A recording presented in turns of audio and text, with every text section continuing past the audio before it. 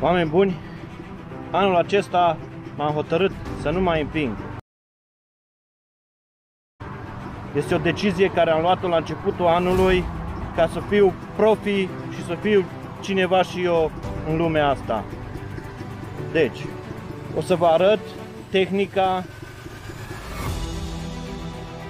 procedeul, la dreapta. Așa cum găsiți din nou cuvintele care, na, fac.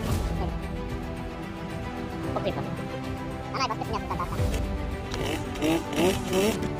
Da, dragă, am uitat să vă prezint, de fapt, porțiunea care urmează să o străbată motocicleta mea, fără ca eu să fiu nevoit să împing. Ce anume? Priviți aici, o clipă să... Deci, asta e motocicleta, da? Motocicleta. Deci, oameni buni, chiar acesta este muntele. Da? Foarte intimidat. Da? În următoarele secvențe o să vă prezint metoda. Salut, te rog.